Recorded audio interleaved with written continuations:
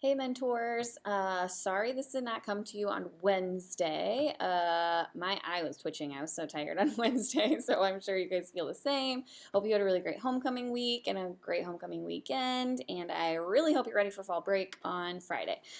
This is just a recap of the lesson that's happening this Wednesday, so 2 days from now. Feel free to pass along to anybody else who missed the meeting and isn't seeing this. Hopefully it is enough, but if you guys have any other questions, just reach out on Remind or come see one of us. Miss Johnson offered last mentor lesson to kind of walk people through, and I'm going to offer the same. I'm sure Mrs. Jobin would do the same with you guys too. So if you need any like tips or support, please, please, please come see us, and we want to help you. We want to help make you successful. So here's a quick rundown of the lesson. It's also going to be attached on a PDF somewhere below this video or above it and Remind. The first thing you need to know is the topic. So last time, as you guys know, we focused on belonging and finding a place of belonging in the school. When we were talking with mentor leaders, as we were planning this current lesson, it was definitely the consensus that it was really necessary that we focus on people's like feeling like they deserve a sense of belonging. So it's a little bit of like self-worth, self-confidence, just like focusing on some positives on ourselves, which is interesting because though we've done a lot of like kind of similar lessons about this, it involved how we treated other people. And we really haven't done one where we look at ourselves, which can be a little bit uncomfortable, I think, in a good way. I think it challenges people to really think about not only who they are, but like what they love about themselves, and also kind of expose some of those insecurities so we can stop focusing on them, because sometimes they hold us back more than people even think they do. So anyways, this is all about self-worth and self-confidence, so that we can eventually then, once we feel better about ourselves and who we are, better love and respect other people. So the first thing that this lesson has is a game. I called it on the lesson Stand Up If. In yearbook, sometimes we call it Where the Wind Blows. You can call it whatever you want.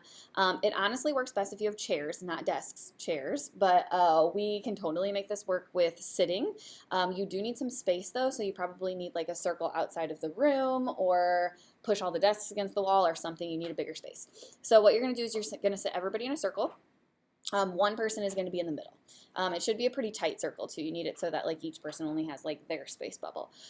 That person in the middle is going to stand up. They're going to say their name. So mine would be like, I'm Mrs. Keel. And then they're going to say a trait that will apply to probably multiple people in the circle. So it can be like something super simple, like stand up if you're wearing red, or stand up if you like the Blues, or stand up if you are going to a Cardinals playoff game, or something, anything like that. It can be something that only applies to 2 people or a lot of people or whatever they want.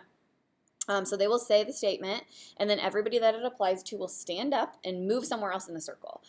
So like move across the circle or 3 people over, basically into a space where someone else stood up in. The goal is that once everybody moves, there should be 1 person left up. If there is not somebody left up just because the spacing didn't work right, just say the last person that was standing. Like once everybody moved, they will be the ones to stay up.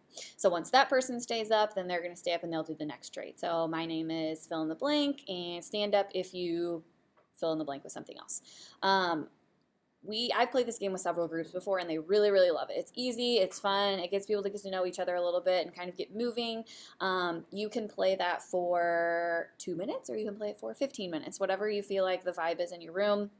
I really do think it's a good way to start the lesson, though. If you don't like that and you want to replace that with some other activity, please do. I think this will work for a lot of you, but if you don't feel like it is good for you, pick a different one. Okay, the next thing that you guys are going to do is you're going to get them in a circle. It'll be like the general circle formation that you guys will do the discussion in, but we're going to start with kind of a lighter form of discussion. This is something else that a lot of teachers, I think, have done before, maybe at the beginning of the year, and it's pretty effective just because it gives people some direction. So we're asking that you guys bring some kind of colored something, preferably M&Ms. That's what the lesson is designed for. If you can't get a hold of M&Ms, you can use colored paper or some other kind of colored candy. Whatever you can get a hold of, you just need like 1 for each person in your group. So if it's M&Ms, if you buy the individual packs, you can give everybody 1 pack and tell them to pick 1 M&M, or you can just buy a whole pack and have them pick 1 out of the pack. The moral of the story is everybody needs a color. of something. And then on the lesson, it tells you that each of those colors represent a question. If you plan this in enough time ahead, you can put the questions on the board so that everybody sees them. But if that doesn't work, you can literally, they can go one at a time. Like, I have red, and then you can tell them the question for red. I have yellow, then tell them the question for yellow. Again, organize this however you want. I think it will work best if you go around the circle. They can still pass, but honestly, I don't feel like in this type of format, I think people, because they have like that M&M or the color, like it doesn't feel, if they want to pass, they can, but it feels less pressure to like just answer the question of the color thing you have. Like it feels almost like it's normal. So here are the colors or the things that are on the lesson. If you want to fill this in with others, you can. Red is share something you like about yourself. This could be like appearance-based, personality-based, skill-based, whatever they want. Orange is what is a compliment you enjoy receiving. Green is what is something you are proud of. Blue is what do you feel is something that makes you unique. Yellow, what is one thing that makes you feel confident. Brown, in what ways are you a good friend or person? These are obviously strength-based things, so things that are good about ourselves, that we're like happy about, that we're comfortable with sharing. We're not really exposing any type of insecurity through this activity. So hopefully it's something that people like sharing about themselves. And then, actually, before you even do the M&M activity, you can decide when you do it. But at some point, you should open up by saying, today we're going to be talking about self-worth and self-confidence. So we're going to start by talking about our strengths and focusing on our strengths and the things that we feel good about ourselves. Once the M&M activity is over, you really don't have to wrap it up at all. You're just kind of going to move right into the discussion. So maybe just shift by introducing the talking piece again and the centerpiece. You can open it up with whatever you guys normally do. It can be quote, it can be music, it can be breathing, whatever you feel good about. Just remind people kind of your norms again. This is only it's like our second or third real meeting, so they might still need some reminders. And I'm going to give you some tips at the end of this video for a few norm things that some of the mentors have shared. Before you start this actual discussion part of the circle, you're going to give every person a sticky note. Mrs. Johnson has the sticky notes in her room. Her room is 233, I believe. So you can go up and get a pad of sticky notes from her. You need one for each person because you're going to use them in this circle.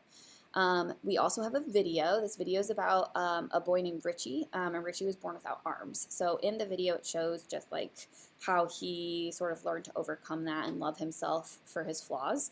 And if Richie can overcome something super extreme like that and still have confidence and push through to just be the best person he can be, so can we, is really the point. So if you like videos, use it. If you don't like videos, don't use it. I would maybe watch it first. It's linked on the lesson just to see how you feel about it. It's a 7-minute one, so it's kind of long. Questions for the circle, just like the general talking stick passing circle. What does self-love mean to you? How do you think self-love or self-confidence relates to belonging? What are some things we face as teenagers that you feel like makes self-love difficult sometimes? When do you feel the most confident with the person you are? And then there are also some questions just for the video. So if you watch it, use it. If you don't watch it, don't use it. Either way you want to do is fine. You can fill that video time in with more questions or another activity that you choose. And then once you guys get through the questions, there's a little activity with the sticky note. So the first thing you're going to have them do is on the side that is sticky, basically on the backward side, you're going to have them write 1 to 3 things that make them feel insecure about themselves. This is going to be uncomfortable for some people because some of us are not used to writing those things openly. You can tell them beforehand that they don't have to share it, but they can. So they're going to write those things down, give them a minute or two to do that, and then you can kind of choose based on the vibe of your room what makes the most sense to do next. We think that it would be effective if you did give people a chance to share. So go around the circle, they can pass or they can share. It might really help your room. If you don't feel like your room is there, then don't share. It's up to you. Once you share, you're going to have them flip it over on the opposite side, so like the non-sticky side of the sticky note, and they're going to write 1 to 3 things that they love about themselves, so things that make them feel confident, positive traits. Again, these can really be anything they want. They can be appearance-based, they can be personality-based, skill-based, whatever makes them feel confident and good about themselves. Give them a minute to do that. And then you can have them go around the circle again and share. Again, this is only if you feel like it's good for your group. Some of you will and some of you won't, and that's totally fine. And then we really think that it would be really cool to display these somewhere. So the goal here is if you're putting the insecurities on the sticky side, the sticky side is going to be down. So this is all kind of metaphorical. Like we're covering up our insecurities and focusing on the positive things about each other and not pointing out each other's insecurities because they're not even going to see them. It would be really cool if you could put these on like a poster or something and hang it up in the room and have displayed throughout the rest of the year so that at the end of the year we can revisit and really like highlight each other's positive, good things that we really want to focus on. So we really want you guys to personalize this in a way that is important to you and important to your room. So we can tell you a million times to hang something on a poster and put it in the room, but if that's not going to mean something to you, then do something that will. So we do think the sticky notes will be effective for displaying them somehow, so you choose what that way is. If you don't like sticky notes and you want to use something prettier or cooler, just grab those and you guys can do that too. A couple people mentioned that their groups were really close and they wanted to do something more like a compliment circle. I don't have much experience with that, but if you guys want to Google compliment circle and do that instead, that would be fine. Just remember that a lot of us are still getting to know each other, so maybe don't do something that's going to like force people to give compliments to people they don't know, because that can get kind of awkward. But the way that we have this lesson design should be doable for people even if they don't know each other, because it really doesn't matter at that point. And then the challenge, there's a challenge that this ends with, is the hope is to revisit this activity next semester. And as we focus the rest of the year and the semester on what we love about ourselves, so that we can love those things about each other, focus on building people up and focus on their positives while doing the same for yourself. So hopefully we can tie this into another activity later in the year. Last couple things here. If you have extra time, totally fine. Again, try to fill it with something, an icebreaker, whatever, music, whatever you want. You can talk to your teacher about it if you need to, but try to fill it and not just like send people off to be on their phones. 2 tips I'm going to give you. One mentor said that they have everybody put their phones in the middle of the circle, which is kind of cool. You can't really force people to do it, but hopefully everybody kind of follows your lead. It will keep people less distracted and maybe can serve as kind of an interesting centerpiece, actually. And then another person, it's Abby Johnson. Shout out Abby Johnson. She can give you more information about this, but she has a lot of trouble like reining her group in and keeping them quiet. So one of the things they do is they have like a 1, 2, 3, 3, 2, 1 method. So when it's time to get quiet, she also has a huge nighttime, by the way, but I'm probably going to do this wrong, but it's something like 3, 2, 1, shh, and everybody quiets. And then for the opposite, when they're ready to like talk or share, it's 1, 2, 3, and then the opposite. So if you guys need any help whatsoever, please, please, please come see us. I think this is going to be a really good lesson and a really important one. But it's also, it doesn't sound very intense, but I think it can be for people who like aren't really comfortable either with themselves or with thinking about some of these things we're asking them to think about. So if you have any questions, please talk to us or talk to your nighttime teacher, because I'm sure they'd love to like share ideas with you. But we hope that it is a really successful Wednesday. These Wednesdays go so fast. Like the year starts and then they just fly by. So it's the last one of the quarter. Crazy.